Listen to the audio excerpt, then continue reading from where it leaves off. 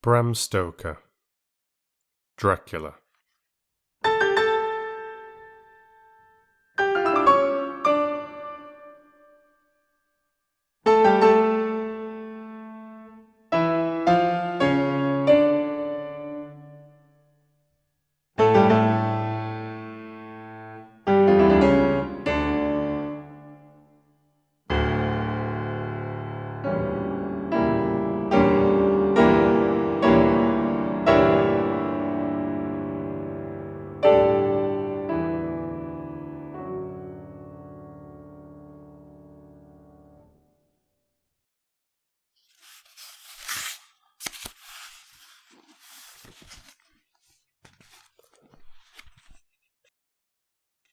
Chapter 2.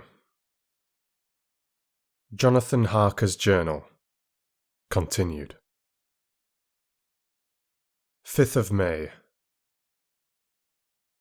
I must have been asleep, for certainly if I'd have been fully awake, I must have noticed the approach to such a remarkable place. In the gloom, the courtyard looked of considerable size, and as several dark ways led from it under great round arches, it perhaps seemed bigger than it really is. I have not yet been able to see it by daylight. When the caleche stopped, the driver jumped down and held out his hand to assist me to alight. Again, I could not but notice his prodigious strength. His hand actually seemed like a steel vice that could have crushed mine if he had chosen. Then he took out my traps and placed them on the ground beside me, as I stood close to a great door, old and studded with large iron nails, and set in a projecting doorway of massive stone. I could see, even in the dim light, that the stone was massively carved, but that the carving had been much worn by time and weather.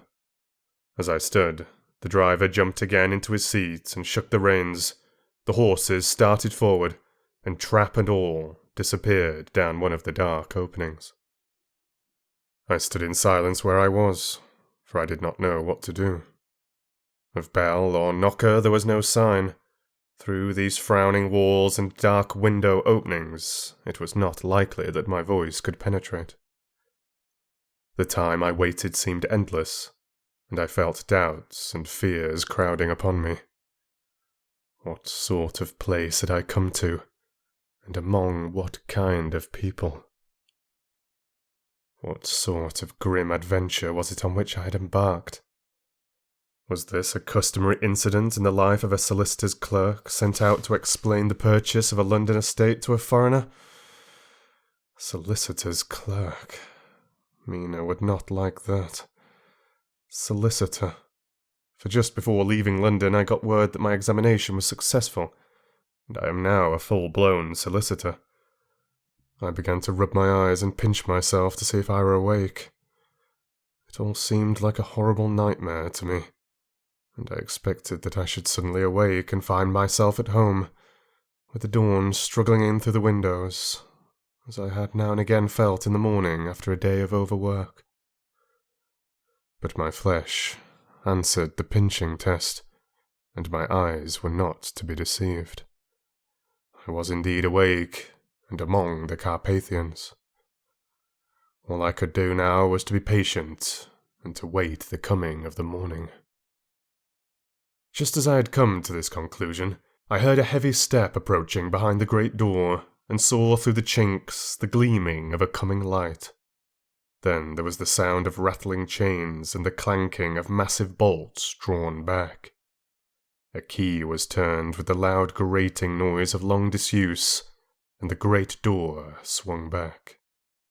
Within stood a tall old man, clean-shaven save for a long white moustache, and clad in black from head to foot, without a single speck of colour about him anywhere. He held in his hand an antique silver lamp, in which the flame burned without chimney or globe of any kind, throwing long quivering shadows as it flickered in the draught of the open door. The old man motioned me in with his right hand with a courtly gesture, saying in excellent English, but with a strange intonation, "Welcome to my house. Enter freely and of your own will." He made no motion of stepping to meet me, but stood like a statue, as though his gesture of welcome had fixed him into stone.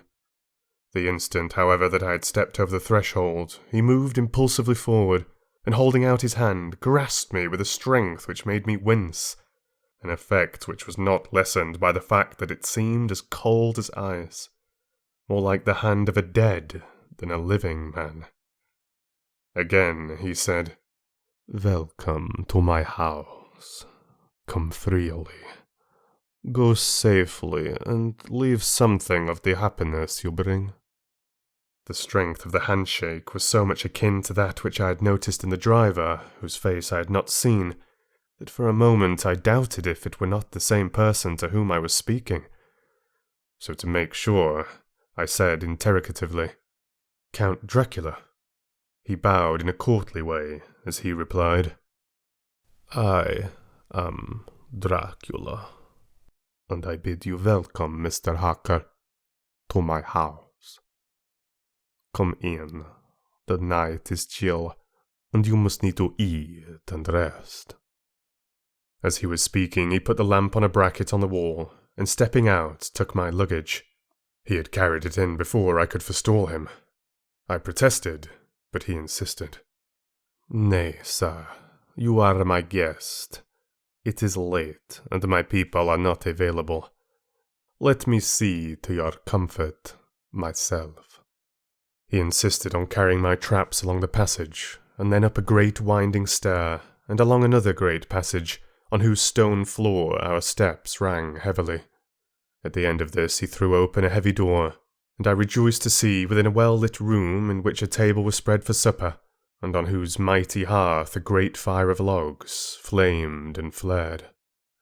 The Count halted, putting down my bags, closed the door, and crossing the room opened another door, which led into a small octagonal room lit by a single lamp and seemingly without a window of any sort. Passing through this, he opened another door and motioned me to enter. It was a welcome sight, for here was a great bedroom, well lighted and warmed with another log fire, which sent a hollow roar up the wide chimney. The Count himself left my luggage inside and withdrew, saying, before he closed the door, "You will need after your journey to refresh yourself by making your toilet. I trust you will find all you wish. When you are ready, come into the other room, where you will find your supper prepared." The light and warmth and the Count's courteous welcome seemed to have dissipated all my doubts and fears. Having then reached my normal state, I discovered that I was half famished with hunger, so making a hasty toilet, I went into the other room. I found supper already laid out. My host, who stood on one side of the great fireplace, leaning against the stonework, made a graceful wave of his hand to the table, and said, "I pray you, be seated and sup how you please.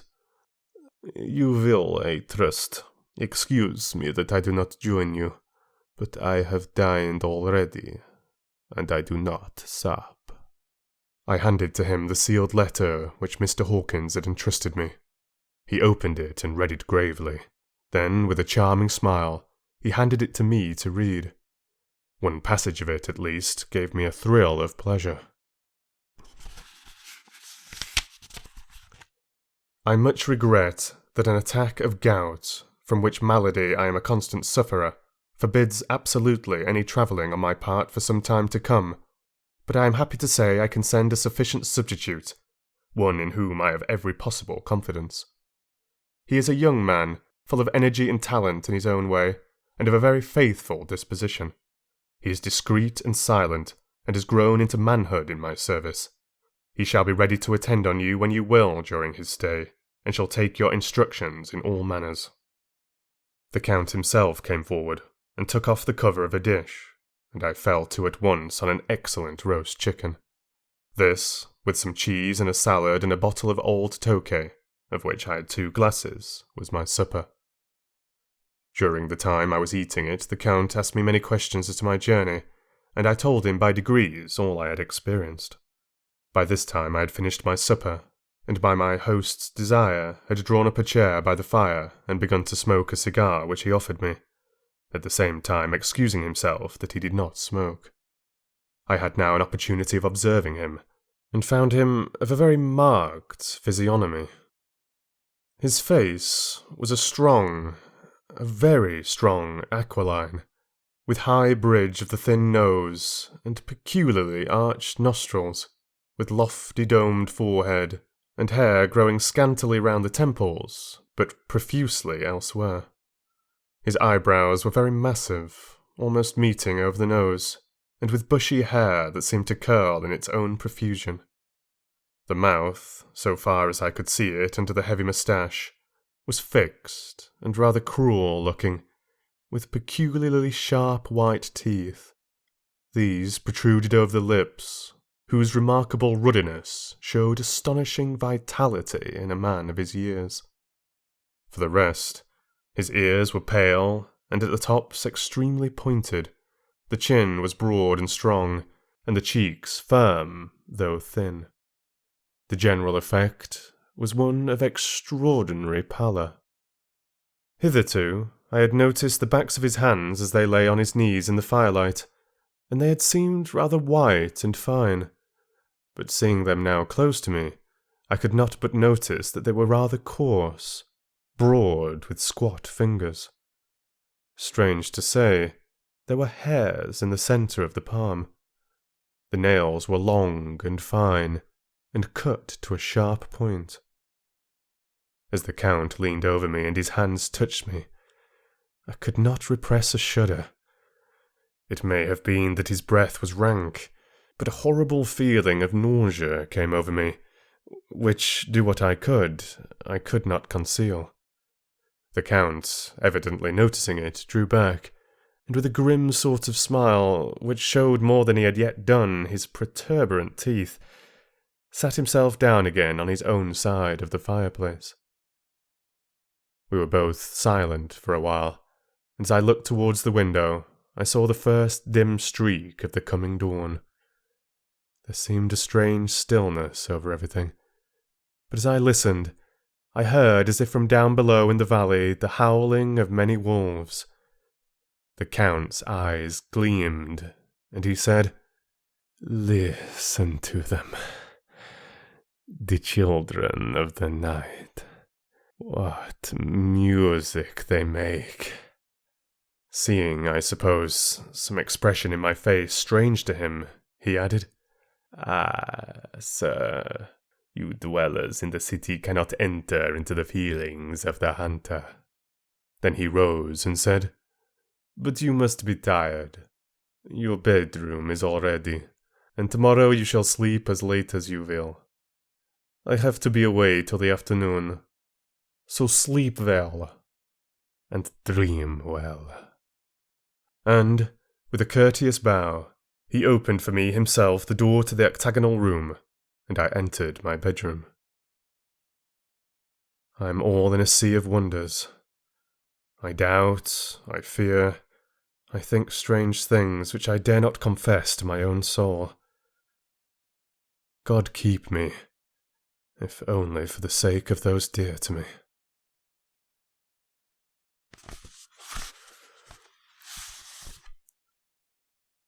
"7th May. It is again early morning, but I have rested and enjoyed the last 24 hours. I slept till late in the day, and awoke of my own accord. When I had dressed myself and went into the room where we had supped, I found a cold breakfast laid out, with coffee kept hot by the pot being placed on the hearth. There was a card on the table, on which was written, "I have to be absent for a while. Do not wait for me. D." So, I set to and enjoyed a hearty meal. When I had done, I looked for a bell, so that I might let the servants know I had finished, but I could not find one. There are certainly odd deficiencies in the house, considering the extraordinary evidences of wealth which are round me. The table service is of gold, and so beautifully wrought that it must be of immense value. The curtains and upholstery of the chairs and sofas and the hangings of my bed are of the costliest and most beautiful fabrics, and must have been of fabulous value when they were made, for they are centuries old, though in excellent order. I saw something like them in Hampton Court, but there they were worn and frayed and moth-eaten. But still, in none of the rooms is there a mirror. There is not even a toilet glass on my table, and I had to get the little shaving glass from my bag before I could either shave or brush my hair. I have not seen a servant anywhere, or heard a sound near the castle except the howling of wolves. When I had finished my meal, I do not know whether to call it breakfast or dinner, for it was between 5 and 6 o'clock when I had it, I looked about for something to read, for I did not like to go about the castle until I had asked the Count's permission. There was absolutely nothing in the room, book, newspaper, or even writing materials, so I opened another door in the room and found a sort of library. The door opposite mine I tried, but found it locked. In the library I found, to my great delight, a vast number of English books, whole shelves full of them, and bound volumes of magazines and newspapers. A table in the centre was littered with English magazines and newspapers, though none of them were of very recent date. The books were of the most varied kind: history, geography, politics, political economy, botany, geology, law, all relating to England and English life and customs and manners. There were even such books of reference as the London Directory, the Red and Blue books, Whitaker's Almanac, the Army and Navy lists, and it somehow gladdened my heart to see it, the Law list. Whilst I was looking at the books, the door opened, and the Count entered. He saluted me in a hearty way, and hoped that I had had a good night's rest. Then he went on. "I am glad you found your way in here. I am sure there is much that will interest you.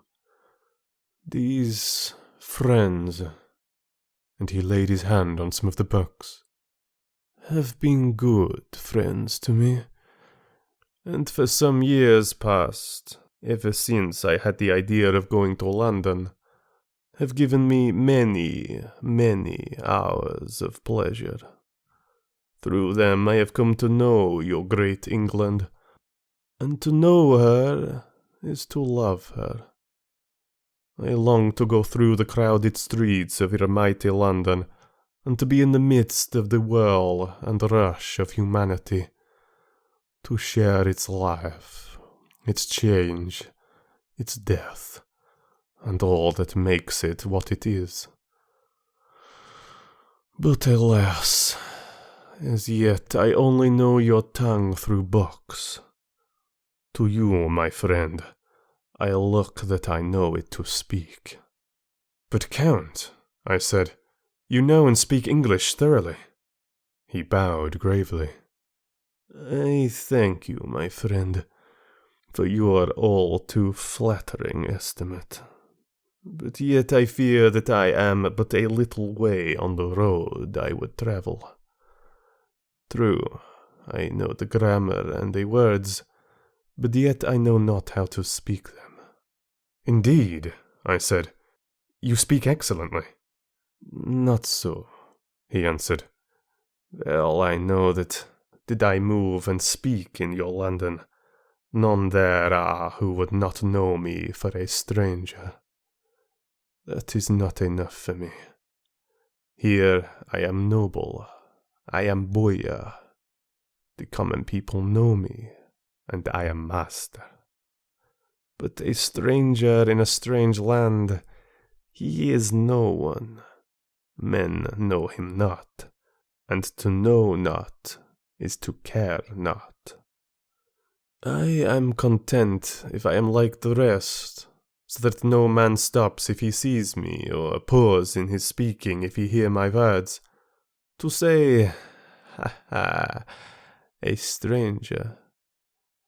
I have been so long master that I would be master still, or at least that none other shall be master of me. You come to me not alone, as agent of my friend Peter Hawkins of Exeter, to tell me all about my new estate in London.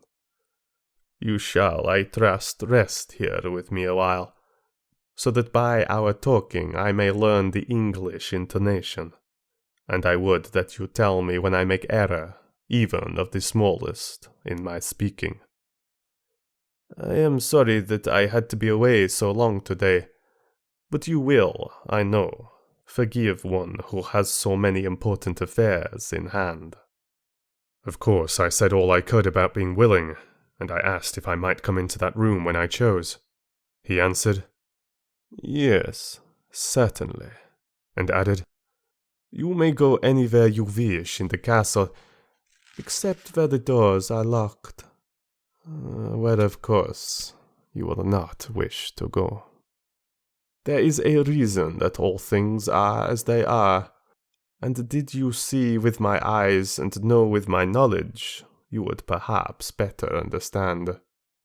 I said I was sure of this, and then he went on. "We are in Transylvania, and Transylvania is not England. Our ways are not your ways, and there shall be to you many strange things. Nay, from what you have told me of your experiences already, you know something of what strange things here may be." This led to much conversation, and as it was evident that he wanted to talk, if only for talking's sake, I asked him many questions regarding things that had already happened to me, or come within my notice. Sometimes he sheered off the subject, or turned the conversation by pretending not to understand, but generally he answered all I asked most frankly. Then, as time went on, and I had got somewhat bolder, I asked him some of the strange things of the preceding night, as, for instance, why the coachman went to the places where we had seen the blue flames. Was it indeed true that they showed where gold was hidden? He then explained to me that it was commonly believed that on a certain night of the year, last night in fact, when all evil spirits are supposed to have unchecked sway, a blue flame is seen over any place where treasure has been concealed. "That treasure has been hidden," he went on. "In the region through which you came last night, there can be but little doubt, for it was the ground fought over for centuries by the Wallachian, the Saxon, and the Turk. Why, there is hardly a foot of soil in all this region that has not been enriched by the blood of men, patriots or invaders. In old days, there were stirring times, when the Austrian and Hungarian came in hordes, and the patriots went out to meet them. Men and women, the aged and the children too, and waited their coming on the rocks above the passes, that they might sweep destruction on them with their artificial avalanches. When the invader was triumphant, he found but little, for whatever there was had been sheltered in the friendly soil." "But how," said I, "can it have remained so long undiscovered, when there is a sure index to it if men will but take the trouble to look?" The Count smiled, and as his lips ran back over his gums, the long, sharp, canine teeth showed out strangely. He answered, "Because your peasant is at heart a coward and a fool. Those flames only appear one night, and on that night no man of this land will, if he can help it, stir without his doors. And, dear sir, even if he did, he would not know what to do. Aye, even the peasant that you tell me of who marked the place of the flame would not know where to look in daylight, even for his own work. You would not, I dare be sworn, be able to find these places again." "There you are right," I said. "I know no more than the dead where even to look for them." Then we drifted into other matters. "Come," he said at last, "tell me of London, and of the house which you have procured for me." With an apology for my remissness, I went into my own room to get the papers from my bag.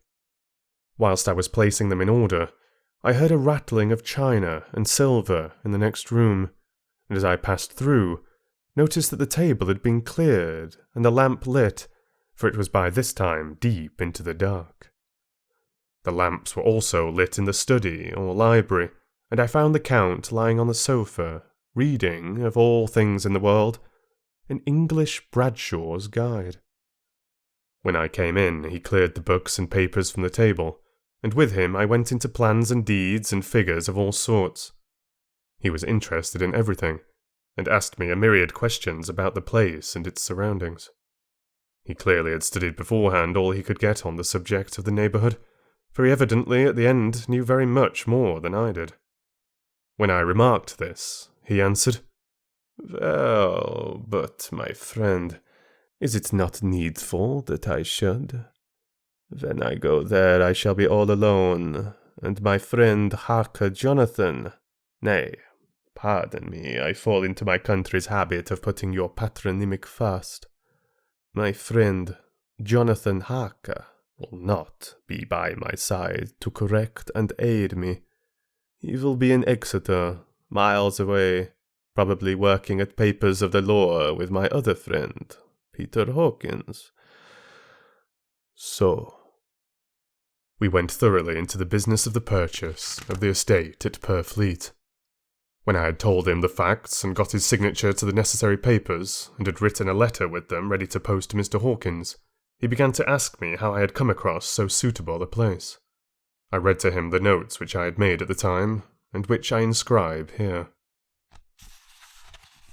At Purfleet, on a by-road, I came across just such a place as seemed to be required, and where was displayed a dilapidated notice that the place was for sale. It is surrounded by a high wall of ancient structure, built of heavy stones, and has not been repaired for a large number of years. The closed gates were of heavy old oak and iron, all eaten with rust. The estate is called Carfax, no doubt a corruption of the old quatre faces, as the house is four-sided, agreeing with the cardinal points of the compass. It contains in all some 20 acres, quite surrounded by the solid stone wall above mentioned. There are many trees on it, which makes it in places gloomy, and there is a deep, dark-looking pond or small lake, evidently fed by some springs, as the water is clear and flows away in a fair-sized stream. The house is very large, and of all periods back, I should say, to medieval times, for one part is of stone immensely thick, with only a few windows high up and heavily barred with iron. It looks like part of a keep, and is close to an old chapel or church. I could not enter it, as I had not the key of the door leading to it from the house, but I have taken with my kodak views of it from various points. The house has been added to, but in a very straggling way, and I can only guess at the amount of ground it covers, which must be very great.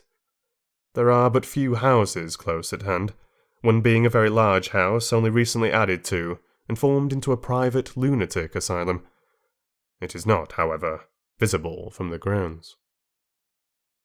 When I had finished, he said, "I am glad that it is old and big. I myself am an old family, and to live in a new house would kill me. A house cannot be made habitable in a day, and after all, how few days go to make up a century. I rejoice also that there is a chapel of old times. We Transylvanian nobles love not to think that our bones may be amongst the common dead. I seek not gaiety nor mirth, not the bright voluptuousness of much sunshine and sparkling waters, which please the young and gay. I am no longer young, and my heart, through very years of mourning over the dead, is not attuned to mirth. Moreover, the walls of my castle are broken, the shadows are many, and the wind breathes cold through the broken battlements and casements. I love the shade and the shadow, and would be alone with my thoughts when I may." Somehow, his words and his look did not seem to accord. Or else it was that his cast of face made his smile look malignant and saturnine. Presently, with an excuse, he left me, asking me to put all my papers together. He was some little time away, and I began to look at some of the books around me. One was an atlas, which I found open naturally at England, as if that map had been much used. On looking at it, I found in certain places little rings marked, and on examining these, I noticed that one was near London on the east side, manifestly where his new estate was situated. The other two were Exeter and Whitby on the Yorkshire coast. It was the better part of an hour when the Count returned. "Aha," he said. "Still at your books. Good. But you must not work always. Come, I am now informed that your supper is ready." He took my arm, and we went into the next room, where I found an excellent supper ready on the table. The Count again excused himself, as he had dined out on his being away from home. But he sat as on the previous night, and chatted whilst I ate. After supper I smoked, as on the last evening, and the Count stayed with me, chatting and asking questions on every conceivable subject, hour after hour. I felt that it was getting very late indeed, but I did not say anything, for I felt under obligation to meet my host's wishes in every way. I was not sleepy, as the long sleep yesterday had fortified me, but I could not help experiencing that chill which comes over one at the coming of the dawn, which is like, in its way, the turn of the tide. They say that people who are near death die generally at the change to the dawn or at the turn of the tide. Anyone who has, when tired, or tied as it were to his post, experienced this change in the atmosphere can well believe it. All at once, we heard the crow of a cock coming up with a preternatural shrillness through the clear morning air. Count Dracula, jumping to his feet, said, "Why, there is the morning again. How reminisce I am to let you stay up so long. You must make your conversation regarding my dear new country of England less interesting, so that I may not forget how time flies by us." And, with a courtly bow, he left me. I went into my own room and drew the curtains, but there was little to notice. My window opened into the courtyard. All I could see was the warm grey of quickening sky. So I pulled the curtains again, and have written of this day.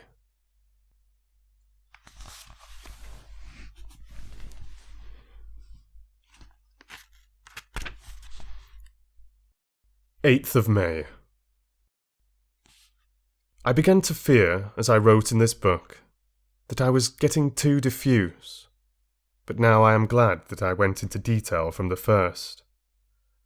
For there is something so strange about this place, and all in it, that I cannot but feel uneasy. I wish I were safe out of it, or that I had never come. It may be that this strange night existence is telling on me, but would that that were all. If there were anyone to talk to, I could bear it, but there is no one. I have only the Count to speak with, and he... I fear I am myself the only living soul within the place. Let me be prosaic so far as facts can be. It will help me to bear up, and imagination must not run riot with me. If it does, I am lost. Let me say at once how I stand, or seem to. I only slept a few hours when I went to bed, and feeling that I could not sleep any more, got up. I'd hung my shaving glass by the window and was just beginning to shave. Suddenly, I felt a hand on my shoulder, and heard the Count's voice saying to me, "Good morning." I started, for it amazed me that I had not seen him, since the reflection of the glass covered the whole room behind me. In starting, I had cut myself slightly, but did not notice it at the moment. Having answered the Count's salutation, I turned to the glass again to see how I had been mistaken. This time, there could be no error, for the man was close to me, and I could see him over my shoulder. But there was no reflection of him in the mirror. The whole room behind me was displayed, but there was no sign of a man in it except myself. This was startling, and, coming on the top of so many strange things, was beginning to increase that vague feeling of uneasiness which I always have when the Count is near. But at the instant I saw that the cut had bled a little, and the blood was trickling over my chin. I laid down the razor, turning as I did so half round to look for some sticking plaster. When the Count saw my face, his eyes blazed with a sort of demonic fury, and he suddenly made a grab at my throat. I drew away, and his hand touched the string of beads which held the crucifix. It made an instant change in him, for the fury passed so quickly that I could hardly believe that it was ever there. "Take care," he said. "Take care how you cut yourself. It is more dangerous than you think in this country." Then, seizing the shaving glass, he went on, "And this is the wretched thing that has done the mischief. It is a foul bauble of man's vanity. Away with it." And, opening the heavy window with one wrench of his terrible hand, he flung out the glass, which was shattered into 1,000 pieces on the stones of the courtyard far below. Then he withdrew without a word. It is very annoying, for I do not see how I am to shave, unless in my watch case or the bottom of the shaving pot, which is fortunately of metal. When I went into the dining room, breakfast was prepared, but I could not find the Count anywhere, so I breakfasted alone. It is strange that as yet I have not seen the Count eat or drink. He must be a very peculiar man. After breakfast I did a little exploring in the castle. I went out on the stairs and found a room looking towards the south. The view was magnificent, and from where I stood there was every opportunity of seeing it. The castle is on the very edge of a terrible precipice. A stone falling from the window could fall 1,000 feet without touching anything. As far as the eye can reach is a sea of green treetops, with occasionally a deep rift where there is a chasm. Here and there are silver threads where the rivers wind in deep gorges through the forests. But I am not in a heart to describe beauty. For when I had seen the view, I explored further. Doors, doors, doors everywhere, and all locked and bolted. In no place, save from the windows in the castle walls, is there an available exit. The castle is a veritable prison, and I am a prisoner.